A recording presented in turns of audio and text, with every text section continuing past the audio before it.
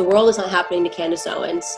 Candace Owens is happening to the world. That was the repeat phrase that I said in my head. What if the world is not happening to Candace Owens and Candace Owens is happening to the world? Maybe I can shape myself in this world. Once you do it, and I'm telling you, instantly you realize how much better your life gets, and you feel like a weight has been lifted off your shoulders, and you will feel like a light has been restored because you're no longer required to see misery in everything. And the left is telling you the opposite, that you've got to absolve responsibility, and you don't realize that in the process, you're becoming miserable because everywhere you wake up, you have to see injustice. What a horrible way to see the world through the lens of those rose-colored glasses, to see injustice practically everywhere, and you don't realize that it is weighing on you every single day, day in and day out. So I have no doubt that if you just try it, you get to have a positive perspective.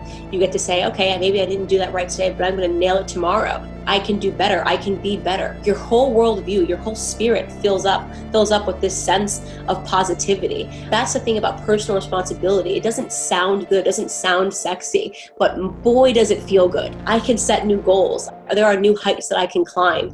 That's the product that I'm selling to you.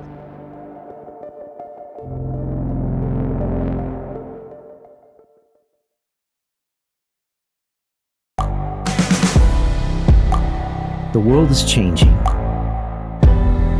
Inspiration is everywhere. It has never been so easy to connect, share, and bring people together. We're learning from others and finding the best in ourselves. Challenging our beliefs. Sharing our vulnerability. Overcoming our fears. Transforming ourselves so we can transform the world. How far can we go? This is London Real. I am Brian Rose. My guest today is...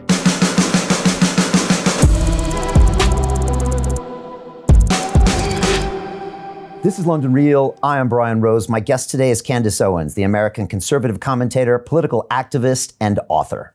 You are the creator of the Blexit Foundation, dedicated to driving conservative principles into urban communities. You host the #1 podcast, The Candace Owens Show, and have interviewed Vice President Mike Pence, Navy SEAL Jocko Willink, and Roseanne Barr. Originally from Stamford, Connecticut, you now live in Washington, D.C. with your husband, George Farmer, forming the most recognizable right-wing power couple in politics. You've spoken at over 60 universities and appeared on Fox News over 250 times. Your new book, Blackout: How Black America Can Make Its Second Escape from the Democrat Plantation, addresses how liberal ideals harm Black Americans and hinder their ability to live the American dream. Candace, welcome back to London Real. Thank you for having me. Excited to be back already. I know, it's been 4 months. I'm super excited to jump into everything you've been doing.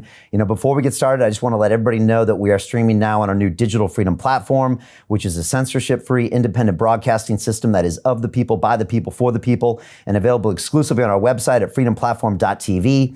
Can everyone watching us now please share this link via the sidebar to any and all of your social media channels? Simply ask your friends and family to give us 15 minutes, and then they can decide. Candace, I pledge to you and everyone watching us that none of this conversation will be edited, censored, removed, or banned, and that anybody in the world can watch the full version of this episode free at freedomplatform.tv/Owens. Thanks to the generous donations of over 38,000 people around the world that we call the London Real Army. For anybody wanting to become a founding member of the Digital Freedom Platform, they can visit us at freedomplatform.tv/give to donate and fight with us on the front lines to protect our human rights. Here at London Real, we've been a platform for free speech since 2011. And Candace, I'm super excited to have you here today. I want to start by just acknowledging you and praising you for standing up to your principles, because I've been watching you for the last few months, and there were some seriously hectic moments where, you really had to stand up for what you believe in the face of, I can only imagine, millions and millions of people going the other way. And we've had our own fight here with freedom of speech, and I had some tough, dark moments where I had to really think, what is important to me, and is it worth putting my business on the line and my reputation on the line? And I know that there's not many people that do that. And I remember watching what you're doing, and I thought, man, that cannot be easy to go up against Black Lives Matter movement and the left and everybody in America. So anyways, I just wanted to say I really appreciate you for doing that, and it's really impressive to watch. Thank you. Yeah, it definitely has not been a stress-free 7 months or so, but I'm just a unapologetic warrior for the truth, and I just cannot stand lies. And increasingly, we are just finding ourselves in a web of deception in terms of our Western civilization and society.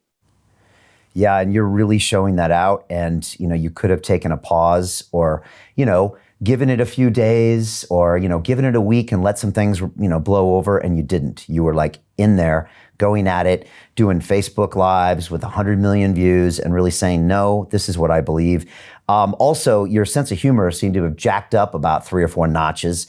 And, it's like, it's amazing what you're doing. The sense of humor is out there. You're doing this all while you're pregnant as well. I just don't know how you're pulling all this off, Candace, but it's fun to watch. It's really kind of fascinating to watch this entire evolution these past few months. How have you found it all? With the pregnancy, the Cardi B drama, you're launching this book, which is selling literally hundreds of thousands of copies. How are you feeling?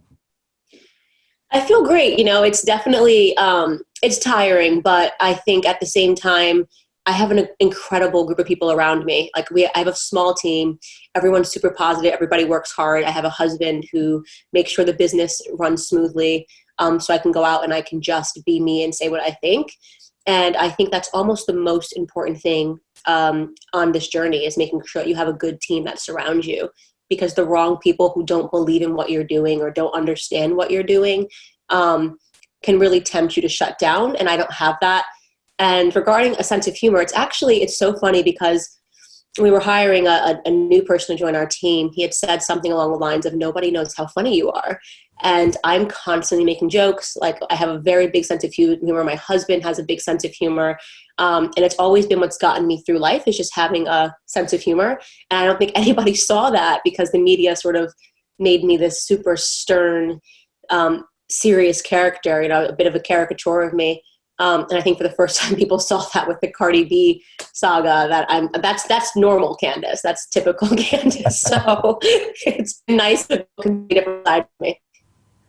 Yeah, and I think that's what's great about the book, which I want to get into, because we actually get to see a bit more of you, and it feels like you're being a little more vulnerable these days and like letting us know your backstory and going into more detail. And like you said, just the humor is crazy. I mean, everybody should follow Candace on Instagram and watch her stories, because you got some jokes, and the cat's involved. And look, you mentioned Cardi B, so maybe we should just sort this out right now.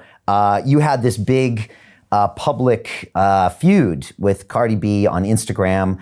You said you were playing chess and she was playing checkers, and I think it came on the back of her interviewing Joe Biden, and then you kind of speaking to her about that. For someone who's been on Mars for the past few months, can you break down kind of what happened and where we're left now and why this is significant? Because it is more than just a joke. There's actually a lot of serious undertones here.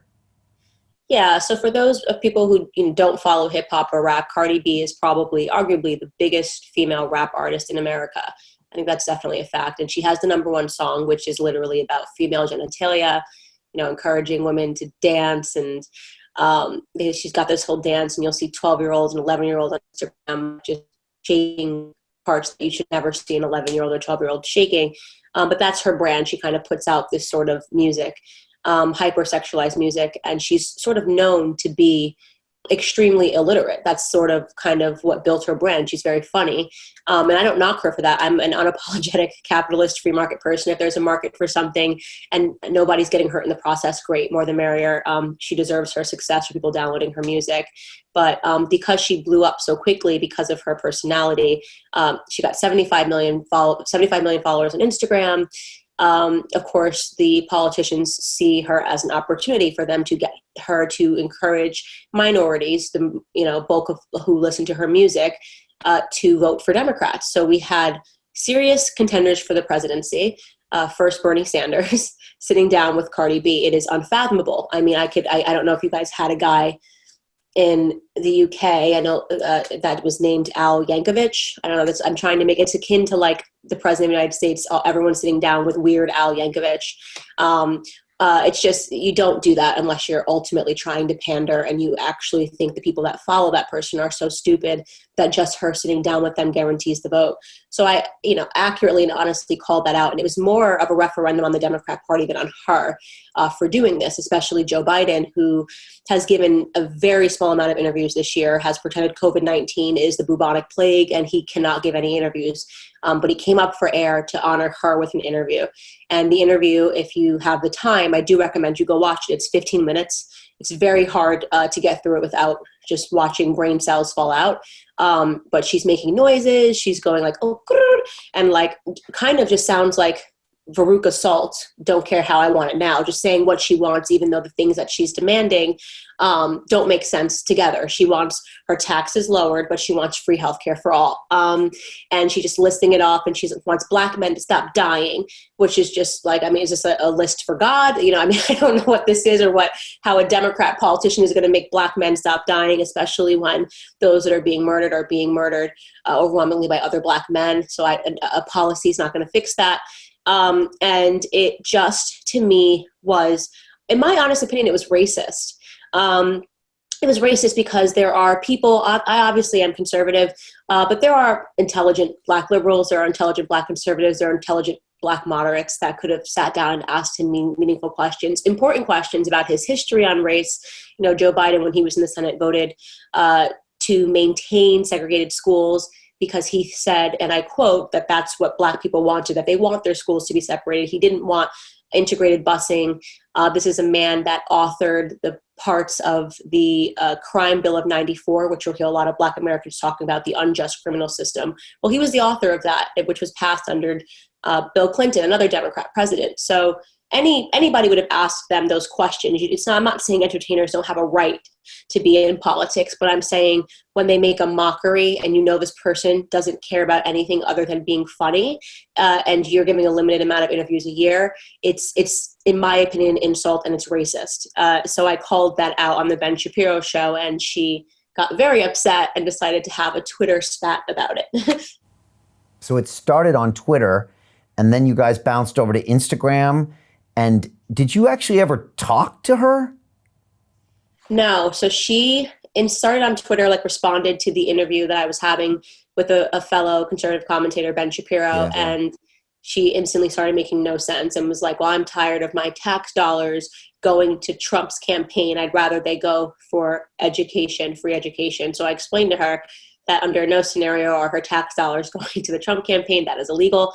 And no campaign can be funded by tax dollars. That is illegal. And also explained to her that her money was already going to free education. That is what the public school system is. So then she said, I'm going to go live. She meant on Instagram, and she went live and bizarrely took a figurine, this doll, and was just sort of talking and saying that there are a lot of political celebrities who attack her, and just started disrespecting me, my family. And the irony being is that her whole thing is, we got to get Trump out of office. Like, all of these celebrities just say it like they're all brainwashed, and they can't tell you why. And she keeps saying, we have to get these racists out of office. And in this very same breath, she's attacking my husband for being Caucasian, attacking my husband's father simply for being Caucasian, and accusing him of being in the Ku Klux Klan. So it really exposed, it was a great opportunity, going back to your point, Brian, that it was funny, but there was some serious stuff to be learned here, which is that these celebrities are sitting here telling you what you must do to get rid of racism when they are the very racists themselves. Yeah, you called that out and made a separate video because she started attacking your husband, George, who we've had on the show, who was an incredible episode. He's a really fascinating and amazing guy, but she called him out for being white. And then you just called out the hypocrisy of that and the duplicitousness that gets a pass all the time. And you right. put a pretty serious video out about that and talked about how that was not okay to do that. Yeah, we've got this weird thing now where it's for whatever reason in Western civilization, the media has sort of created this environment where people do not believe it's possible to be racist towards white people. And the irony is that we are actually at the height in society of racism towards white people. In America being the worst, with Black Lives Matter running up to white Americans eating at a restaurant. I'm sure you've seen these clips by now of them demanding that they pledge their allegiance to Black Lives Matter by raising their fists in the air. I mean, innocently eating. And if they don't, they start screaming at them and calling them racist. And the scenes are really reminiscent of those scenes that we saw flipped in the 1960s. During the time of Jim Crow and segregation, when you see those scenes of white people harassing Black people for being in restaurants where they didn't want them. So it's mind-boggling. And I'm obviously pregnant with a biracial child. And so I'm a lot more cognizant of this racism than I've ever been in my life. And I can't imagine waking up and seeing an article, for example, you guys have BuzzFeed in the UK, we have BuzzFeed here, but BuzzFeed will literally write an article that says, white people need to just shut up. Right. And I just say, I couldn't imagine waking up and seeing an article that just says Black people need to just shut up. It's so painfully and obviously racist. And yet somehow white people have been made to believe that that is okay because they're paying for the sins of their ancestors, ancestors who enacted sins against people that are not alive today. I've never been a slave. I didn't have to go through whatever your white ancestors did. And actually, I don't know why white people are made to answer for the sins of their white ancestors, but not some of the blessings that they brought, because it was white people that ended slavery first in the world. If we're talking about France, followed by the UK, followed by America, were the first nations to abolish slavery. So white people get no credit for that. This abortion practice, which actually started in Africa, which was started by the Muslims, and which continues today upon the continent of Africa. There's still slavery. There's still child slavery. And yet all of that is excusable perfectly fine. It's just this one segment of history where white men enslaved people, and white people have been slaves. More white people in history have been enslaved than black Africans. And yet people don't know that. And it somehow has become perfectly permissible to just pause on this one point in history and to pretend that everything bad that happened is the white man's fault. And that is in of itself us perpetuating a racist society. And I speak out against it because I'm not going to have my child when he or she is born have to decide between whether they're privileged or oppressed. It's ridiculous. Yeah, it's fascinating that this is all happening, like you said, when you're pregnant with what's going to be a biracial baby. I mean, this is really hitting home in strange ways while it's happening. I mean, that must be fascinating to be happening to you, to watch all this and also be about to produce a child who's going to live in this world. I guess it just does it make the stakes even higher. It does. And, I think the irony of it also is that when someone like Cardi B attacks me for marrying a white man, or, when she attacks me, because I'm pregnant with a white man's baby, what she's attacking are all of the civil rights gains. So you're fighting for a society that would be segregated, right? You think white people should marry white people and Black people should marry Black people. That's literally what our ancestors fought to end, right? So my child will be an example of the dream that they claim to be wanting to fight for, equality, right?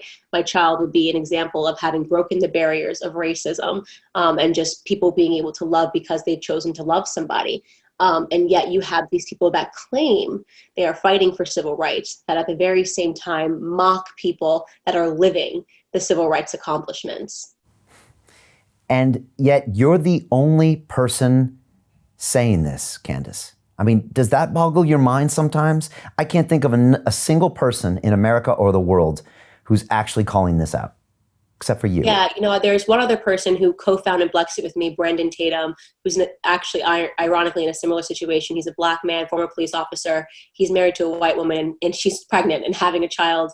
And we are probably the most outspoken people in America about this. And in terms of people that have massive platforms, they just don't have the spine. I take a lot of times silence to mean that they agree with a lot of what I'm saying, but they're just fearful because there is such a vicious emotionality that surrounds this narrative, even though they know it to be nonsensical, even though they know it to be wrong, even though they know that there is not a single data point or metric that they can point to that proves that there is a systemic racism against Black people. It's so embedded now because of the media and because of the culture that people are just scared to tell the truth. Yeah, and that's why, again, I just want to emphasize again how strong and impressive it is that you stood up.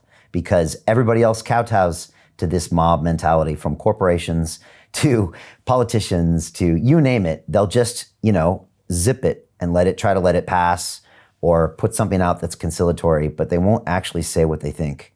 But you will. Do you get for it? And they're paying for it. Yeah. The capitulation doesn't mean that you get to a point in society in peace. When you capitulate to a toddler, right? If a toddler's screaming on the floor and thinks that that's how they get what they want, and you say, okay, yes, that toddler doesn't then correct their behavior. They get more aggressive and more demanding. And that's what we're seeing happening with these various Marxist movements like Black Lives Matter, because you've said it was okay for them to express themselves by throwing Molotov cocktails, right? It's not getting better, it's getting worse. And corporations are finding now that they're being accused of racism even when there is none. Now they're in a environment where even making a Black person upset, a Black person having any negative experience, can be interpreted as racism. And we all deal with negative experiences every single day. I can tell you, I just went to the store and came back, and I can tell you 5 people on the way who just annoy me, right? Or that I feel annoyed by, but I don't feel annoyed by them because they're doing this because I'm Black, right? I mean, literally, I had a woman at Starbucks. I ordered a coffee, and you're allowed to have a minimal amount of coffee when you're pregnant. And I was like, I'll have a large almond milk latte, a medium almond milk latte. And she looked at me and she said, do you mean decaf? I said, no, I mean a medium almond milk latte, already starting with like the judgment. But you know what? It was just a regular thing that she thought. She didn't say that because I'm Black. And she was like, and I should then take that experience and internalize it and say, she looked at me and thought that because I'm a Black person, I can't be responsible for my child, and try to get this person fired. But that's actually how people think now. They don't know how to just have a weird, awkward, negative experience and move on with their day, because that's sort of like a clause of humanity where you're not going to like everybody. Not every person's going to be pleasant to you. And some people are going to get under your skin, but we're infantilizing Black America to believe that they should never have to experience that ever, without seeing some undertones of racism in the situation. And the more you enable it, the worse it gets, like you said. Correct. Wow. And you get into that in the book a bit, and I think it's really powerful stuff. Just to finish up with Cardi, is it done? You said you're always going to win anyways, because you just will, because you come with you're playing chess. Is this over, or will this continue? We'll see. We'll see how serious she is about wanting to engage in politics. Like I said, I'm happy to have a conversation with her. This was not meant to be an attack on her, and I never responded to her personal attacks on me. But I consider myself to be a person that speaks up every time I see Black Americans being manipulated, and she was being used as a pawn in a game that is much bigger than her. So, if Cardi B just wants to entertain and be funny and do her thing, then fine. The second she moves into politics and starts saying things that are fundamentally untrue and that are dissuading people against their own best interests, then she will find an enemy in me. It's going to be interesting to see how this goes, because she's quite intelligent. Like, there's a lot going on to build that whole brand, and it'll be interesting to see if this plays out to be something in the end where maybe you have a real conversation with her. Maybe she actually... I'd love to. I'd welcome it with any person that I disagree with. So yeah, I think. And what about the Cardi-saurus? Is it coming back, or do you have to hit #1 for the Cardi-saurus to make a moment? Cardi-saurus is not coming back until I hit #1, and I'm shocked. We're getting tons of interview requests for Cardi-saurus, but Cardi-saurus is a diva, very difficult to work with, and I may auction Cardi-saurus away at Christmas and give the proceeds to charity, because people really love Cardi-saurus. Well, I'm not happy about that. My 2 boys, they're 3 and 4 years old, and all they care about is dinosaurs. And we're going to the Natural History Museum on Sunday to see the dinosaur bones, and they want Cardi-saurus to come back. So just gonna put that out there. All right, I want to talk about this book. You probably submitted the final manuscript for this, I'm guessing 6 months ago, maybe even more, but now it's out. And literally, I know you blasted through the 100,000 copies on Amazon. It's the #2 book in the country. Tell me about the timing of this. Was this, I guess, did you know it was going to come out now? You obviously didn't know the events were going to happen. What are your thoughts on how big it's become, and is it actually changing the narrative? Yeah, well, so we knew we had a great book. I would say probably back when I first posted my comments about George Floyd that blew up, and people started pre-ordering the book. And then I actually went back and added to the book so I could talk more formally about Black Lives Matter, about George Floyd. I believe I also added about the Rayshard Brooks case, just kind of talk about what was happening. And we had an opportunity because all of the printers were shut down during COVID-19.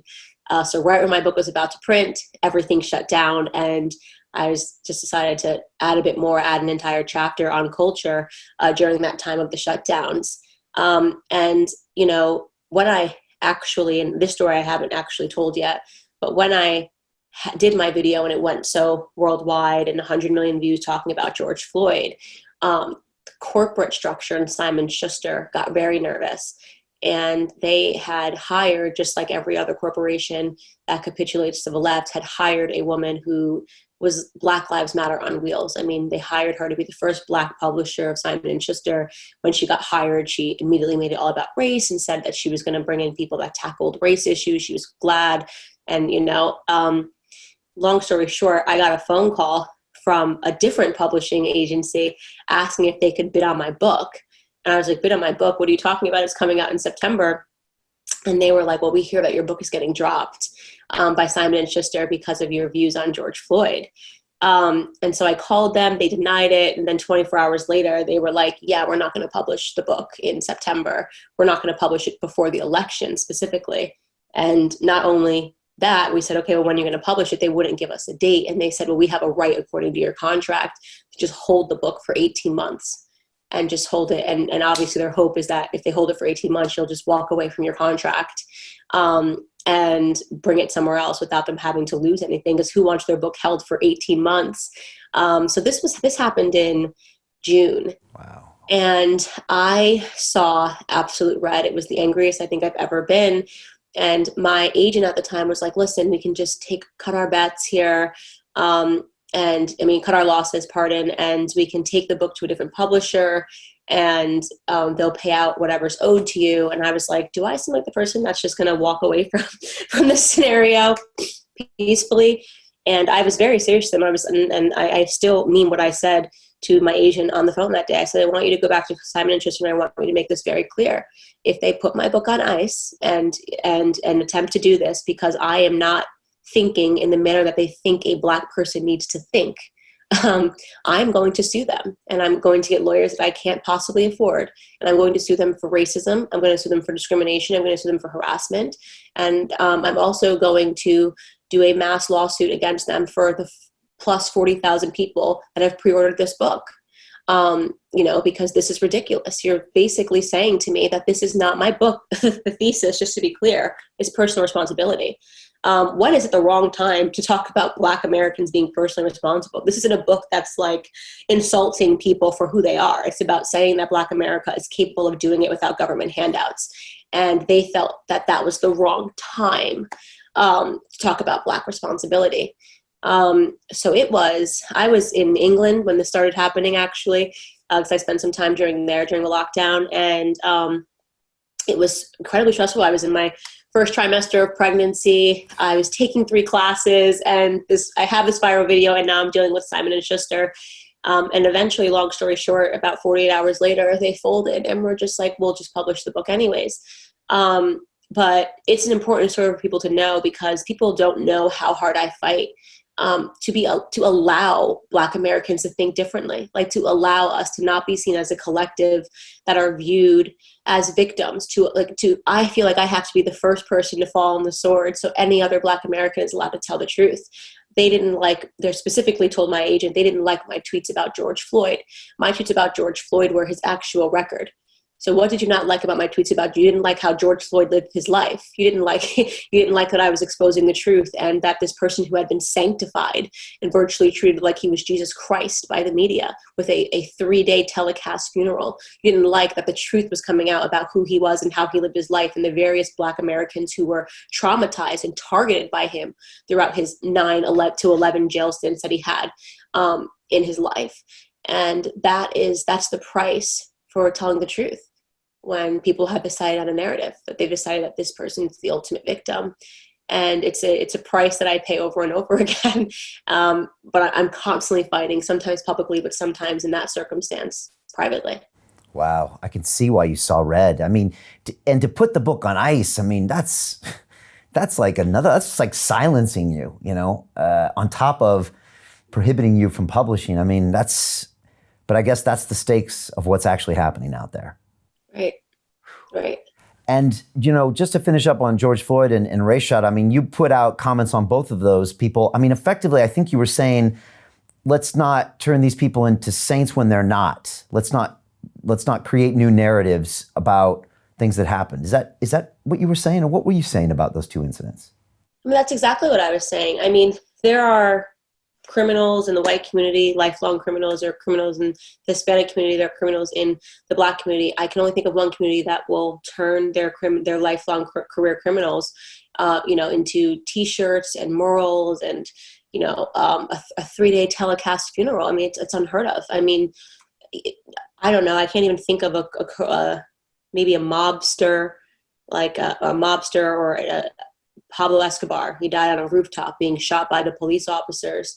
And I just can't imagine people pretending this is a man who crashed a plane, to try to kill somebody and, killed a lot of people in Colombia. I just can't imagine people, the government, individuals, speaking at a 3-day telecast funeral for him. We had Joe Biden speaking at the funeral. We had former presidents speaking out about this person's life. That's just wrong. I don't care how it ended for the person. If you thought it was fair, the person, which by the way, in today's reality, if Pablo Escobar was killed on a rooftop today, there would be and he was Black, there'd be mass protests, despite the fact that he was a drug dealer, despite the fact that he killed plenty of people. That's kind of where we're at right now in society, that they say it doesn't matter what their history is. What matters is what the police did in that action, in that scenario. And the truth is Pablo Escobar was shot in the back as he was running on a rooftop. And that, in the context of I don't know if it happened in the 90s or the 80s, but in that context seems appropriate. But today it's not anymore, because police officers are always wrong, no matter how violent the criminal is that they're pursuing. And that's kind of what my question was to Black America, is why do we keep sanctifying our criminals? Why is this person receiving a 3-day funeral? When Dr. Ben Carson dies, when Herman Cain died a couple of months ago, these are Black men who made amazing accomplishments, who lived their lives honorably. When Clarence Thomas, who I believe is the second Black person to ever sit in the Supreme Court, when he dies, do you think there's going to be a 3-day telecast funeral and a gold casket for him?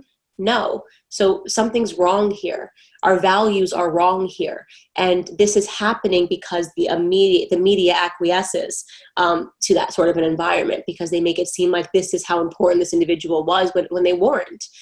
So you can at the same time not justify the manner in which a person was killed or hurt or harmed, and also not say that we should take this next extraordinary step and make it seem like this person lived like Jesus Christ. And that's what I'm saying. There is a balance. Right. And with Rayshad, I think you were saying that, look, this person was resisting arrest and trying to fight back against police officers. Fired a taser at a police officer. He fought the police officer, beat him to the ground, took the police officer's weapon, and fired the police officer's weapon at the police officer. And people are still saying he didn't deserve to be shot. So then just say what you mean, that you don't think police officers deserve to live. And that's really what we're getting at with Black Lives Matter. Under no scenario should a police officer have the right to defend himself, even when his life is on the line. These police officers have families to go home to. And for some reason, people do not see them as human beings. They've been incredibly dehumanized by our mainstream media narrative of the day. They don't understand that is a person behind that blue suit. That is a person that is trying to make your streets safer. That is a person that has a split second to make a decision that will decide whether or not they live or die. And people don't see that anymore.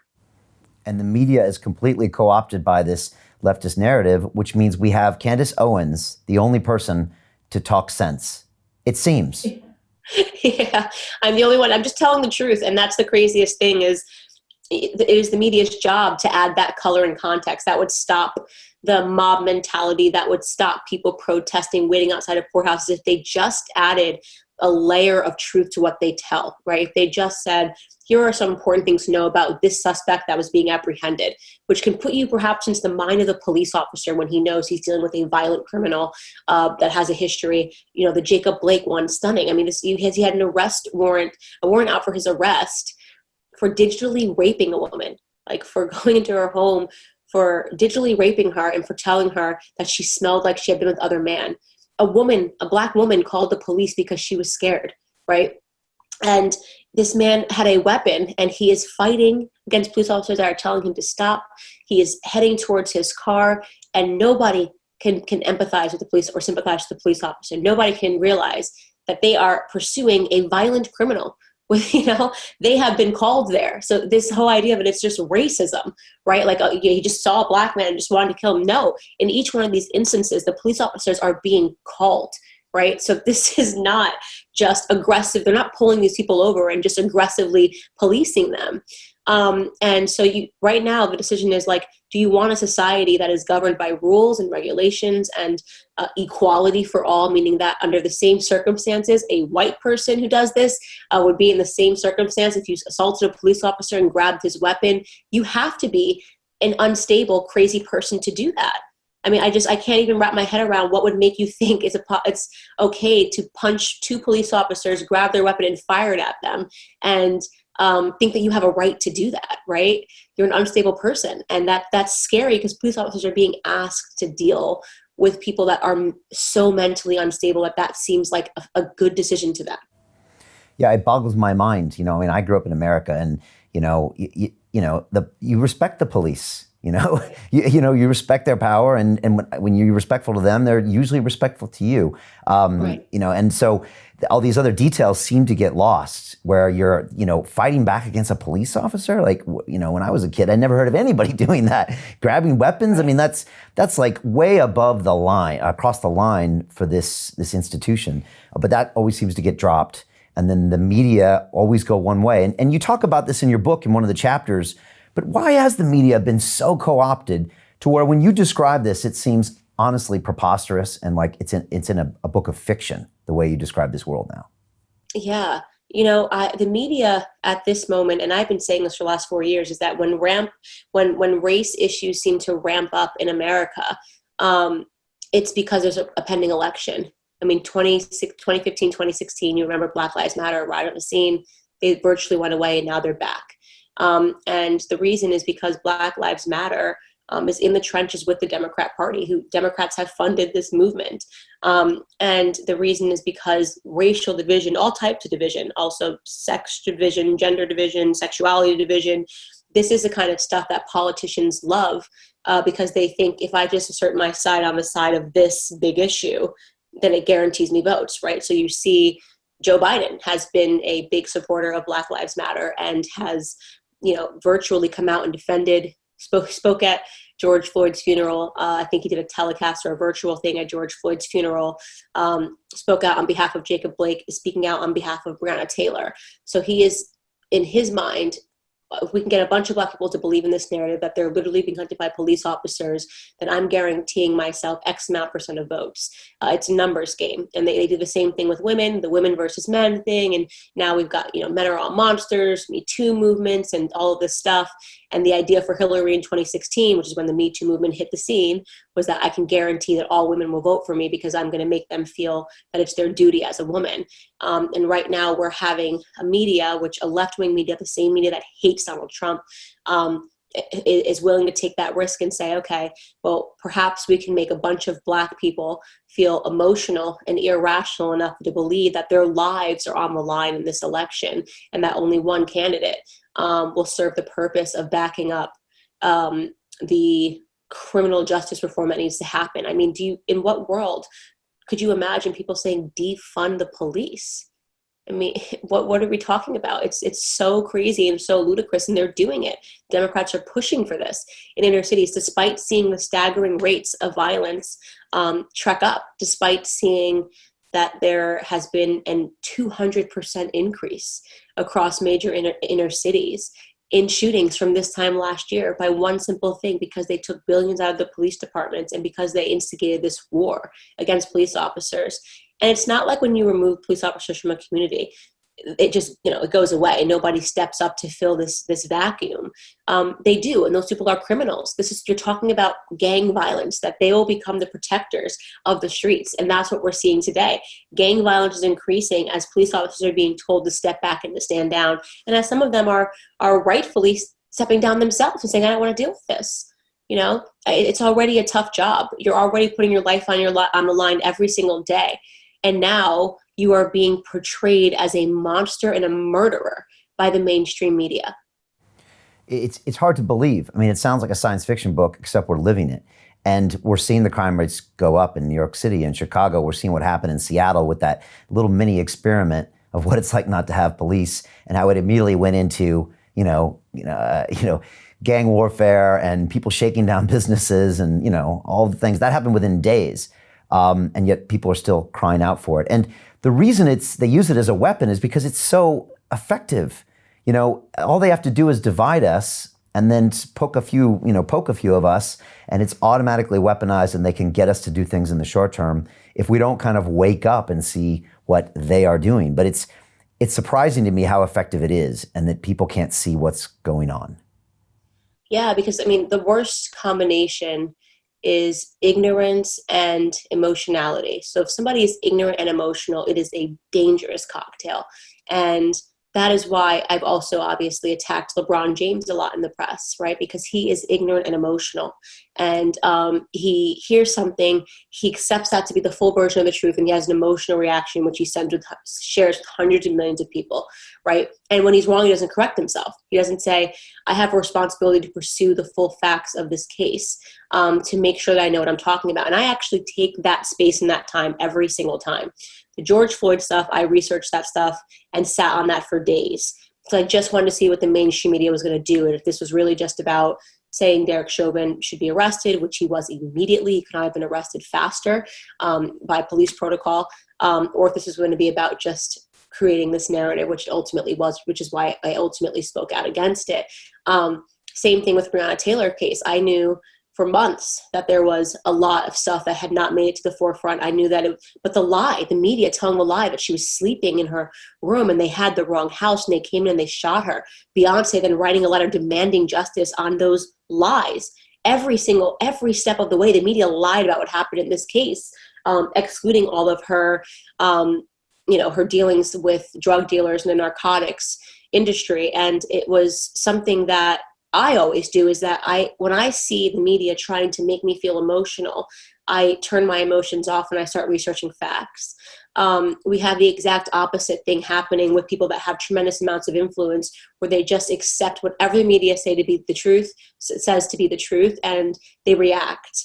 And then they cause an aftershock, an earthquake of reaction amongst their followers and their fans. And the sad part is that you get to a point where the end result of all of that is like what we saw in LA last week, which was 2 police officers sitting in a cruiser just shot at for no reason, unprompted by a black man.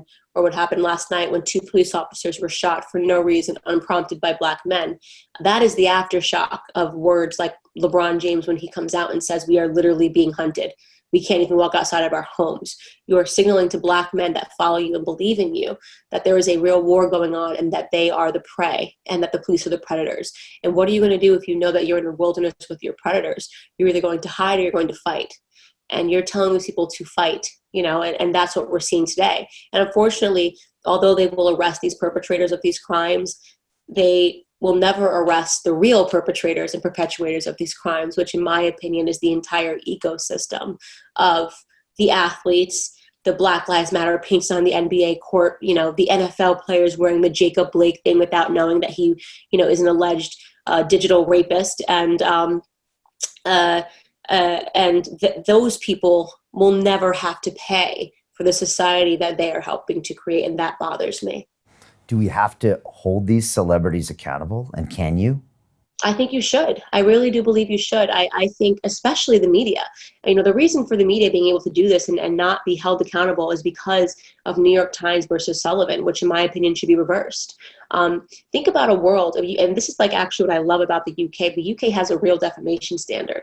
America does not, because of New York Times versus Sullivan. So people can say harmful things about people, know that it is 100% false, and they don't get in trouble, right? So you can say, you can call a police officer a white supremacist. You can call Candace Owens literally Hitler. And there's nothing I can really do other than read the articles, and they say, oh, well, Candace is a public figure, so all bets are off. You can say lies about Trump and call him a racist, a white supremacist.